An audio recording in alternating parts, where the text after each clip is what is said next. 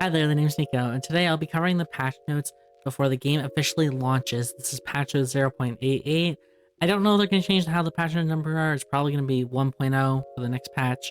So yeah, I am very excited. So let's just take a look at it. I've heard it's quite short, so you guys don't have to worry if you have things to do. So we have the new skin, the Midnight Aurora Rio skin.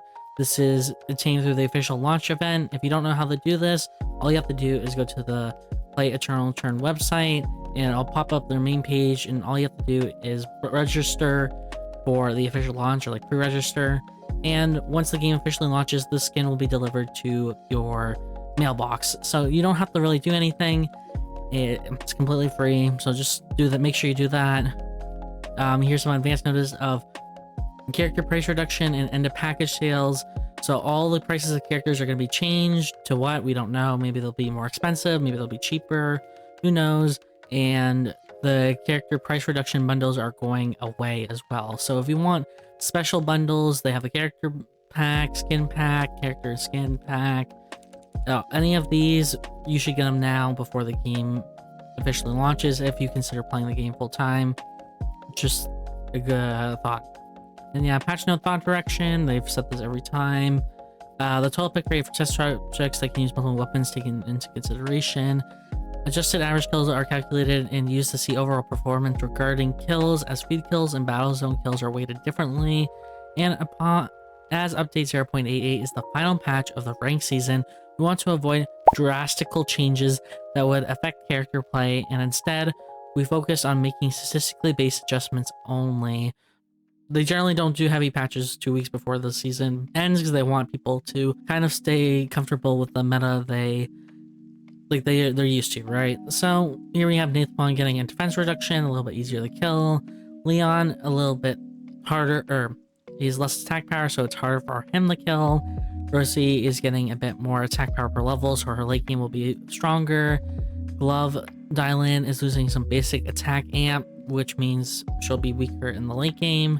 Mai is getting nerfed for basic attack power, and her skill amp per whip mastery level is also going down. So this will just make her weaker overall, and more so in the late game. Bernice is getting nerfed as well. Sua is getting nerfed as well, thank goodness, honestly. I think Sua is just, honestly, I think she's just incredibly broken just because her kit is too good. So I think she needed some type of nerf in general. Shoichi's getting nerfed. That's again mainly because of Korea, where ping is like 2 to 6. So yeah, Shoichi's played a lot there. Sylvia is getting nerfed for her Lumia Grand Prix passive, where she has to go around the island and go to each zone. So when she goes to all the zones, or like as she collects zones, she'll get less skill amp and attack speed. This is actually quite significant. So she's losing 0.5, multiply that by 15, and she's actually losing 7.5 I guess percent, or this is like 7.5% more attack speed and 7.5 more skill up, I guess that's how it is. But yeah, it'll be noticeable, I think, for sure.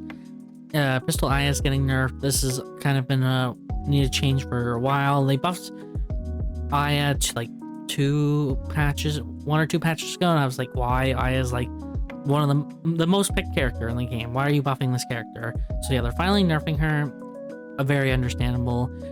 Isol's camouflage's role, like his invisible role, is getting cooldown reduced from 18:14 to 17:13. This is fine. I haven't really seen much Isols around right now, so okay, fair enough. Alex is getting a cooldown reduction on both his E from 24 to 22 for melee E and 24 to 20 for range. This is actually a big change for that. And yeah, I think it's fine. You're generally only going to use this once per fight anyway, so it doesn't really matter, but it is still like a buff, right? Two-handed sword Yuki is getting a nerf for his basic attack scaling. Okay. Sure. Play Dead, the passive Wed Ryan Black Tea, she gets more attack speed, and Black Tea get more movement speed. This is actually quite noticeable, which I guess they want to make the forms more distinct now. Jenny's kind of like this character where she can be really strong if they give her too much of a buff. I think this is just, again, to kind of make her forms just more distinct than how they currently are, because it doesn't really seem to matter what form you're in, unless you're like running away from someone. Then I find the movement speed is quite helpful.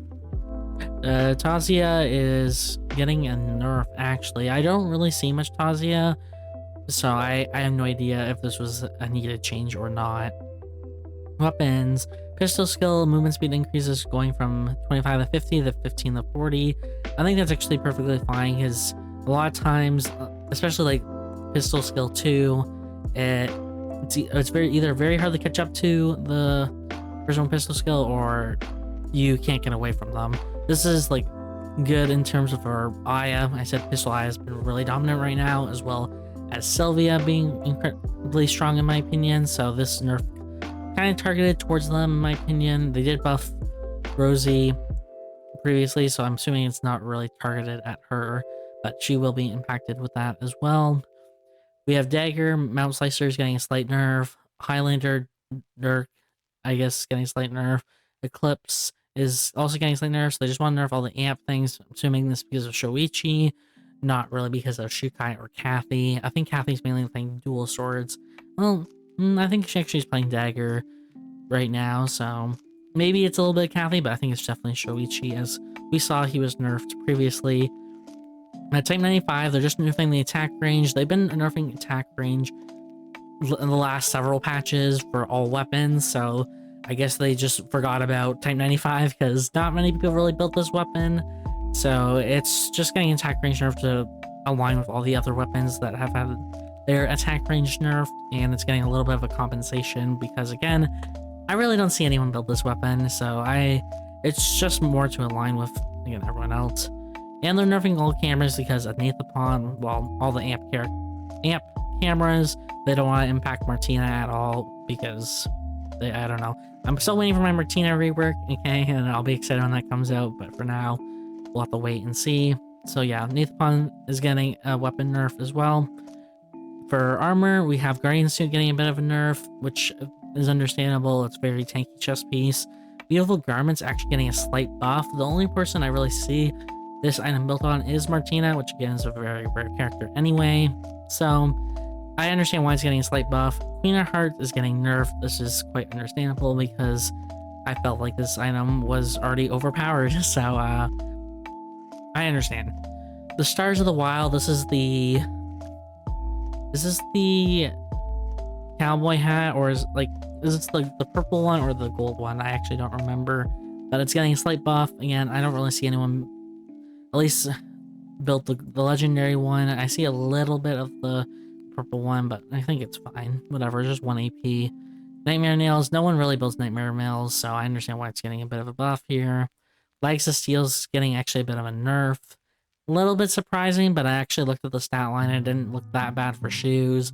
They seem to have almost as much amp as Glacial shoes, but you also got heal cut for them, so I understand why they're trying to make it so that, look, you have some amp because you don't want to have like no amp and just have heal cut, but there's also healing reduction on. So if you're an amp character, maybe you want this as your healing reduction slot. So yeah, I can understand this nerf at all. Eye of Horus is getting nerfed. This one I understand. A lot of characters have been using this item, so it makes sense. Single Goodbye, no one is really using this item, so I'm surprised it's getting nerfed.